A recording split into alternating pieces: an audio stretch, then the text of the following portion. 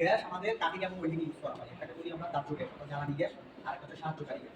সাহায্যকারী গ্যাসটা আমাদের কমন গ্যাস, অক্সিজেনটা আমরা ইউজ করি, সেটা সাহায্যকারী গ্যাস হিসেবে কাজ করে। আরেকটা গ্যাস আমরা ইউজ করি দাহ্য গ্যাস বা জ্বালানি গ্যাস, সেটা আমাদের এসিডি দিতে পারে, সেটা আমরা তোমার এলপিজি দিতে পারে, সেটা আমরা তোমার মিথেন দিতে পারে, বিভিন্ন ধরনের দিতে পারে। তো এগুলি কস্টলি মোস্ট ইউজ হয় হচ্ছে আমাদের এসিডি। আর বাংলাদেশের প্রেক্ষাপটে সবচেয়ে বেশি ইউজ হচ্ছে বড় বড় প্ল্যান্টগুলোতে তুমি যাও দেখো শিপিয়ার বড় বড় বাইক এলপিজি সিলিন্ডার লাগাই দিচ্ছে সেগুলো দিয়ে কাটে। তবে এলপিজির মধ্যে একটা প্রবলেম হচ্ছে এলপিজির মধ্যে একটু রিস্ক আছে, এটা অ্যাক্সিডেন্ট রিস্ক। এটা যদি ভালোভাবে তুমি যদি কাজ না করো, ঠিকভাবে যদি পরিচালনা না করো, সেক্ষেত্রে একটা রিস্ক থেকে যায়। এই জন্য সবসময় আমাদেরকে আমাদের কাজের আগে সেফটি অবশ্যই মেনটেন করতে হবে। তাহলে আমাদের দুইটা গ্যাস, একটা হচ্ছে অক্সিজেন সাহায্যকারী গ্যাস, আর একটা হচ্ছে আমাদের এলপিজি গ্যাস, সেটা আমরা জ্বালানি গ্যাস হিসেবে আমরা ইউজ করি। এখন এই জ্বালানি গ্যাসটা ইউজ করার জন্য দেখো আমাদের এই জ্বালানি গ্যাসের মাথার মধ্যে একটা রেগুলেটর লাগানো আছে। এখন এই রেগুলেটরটা আমাদের ফিটিং করতে হবে। এই রেগুলেটরটা ফিটিং করার পরে আমাদের প্রপার প্রেসার দিয়ে তারপর আমাদেরকে কাজ করতে হবে। ঠিক আছে? জাস্ট হচ্ছে এই জিনিসটাকে এই যে এই ইয়েটাকে জাস্ট হচ্ছে এখানের মধ্যে বসাইয়ে চাপ দিয়ে উপর থেকে ঢোকা, নিচের দিকে দাও, নিচের দিকে চাপ দিয়ে রাখা, ধরে এটাকে উল্টা দিকে ঘোরাবো। উল্টা দিকে, কোন দিকে? উল্টা দিকে, সরি ডান দিকে।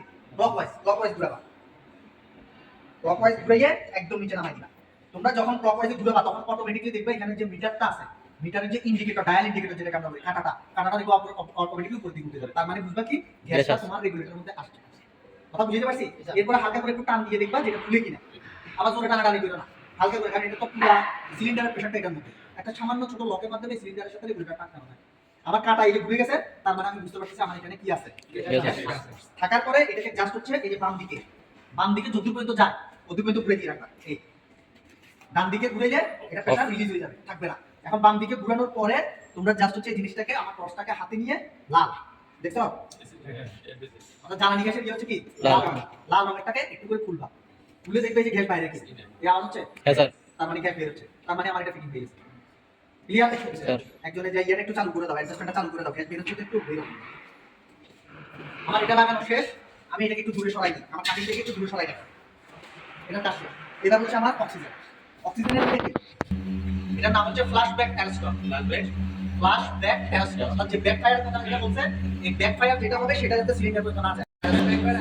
এখন দেখো আমার এই ফ্ল্যাশ ব্যাক অ্যারস্টনটার কথাটা একটু স্কিপ করি আমি। আমার যে প্রকার নিয়মটা আমি দেখাই, আমার সিলিন্ডারের যে কি বা রেগুলেটর এটা হচ্ছে এটা।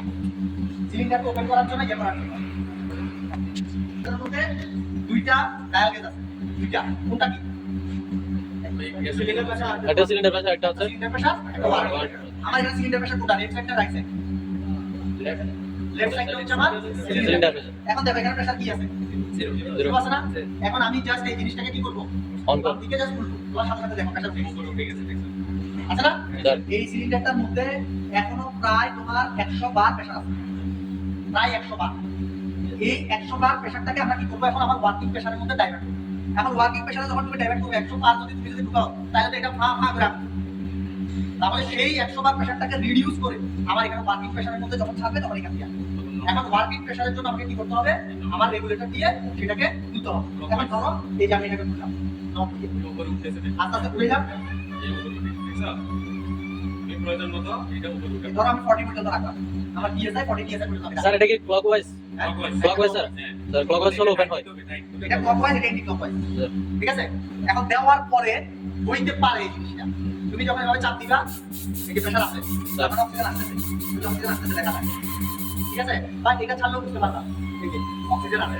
অনেক সময় দেখবা তুমি এগুলো সব খুলছো কিন্তু অক্সিজেন আসে না। কেন? আমি যখন এখন সব খুলছি না, আমি খোলার পর আমার অক্সিজেন আসছে, তোমরা খুলছো কিন্তু অক্সিজেন আসে না।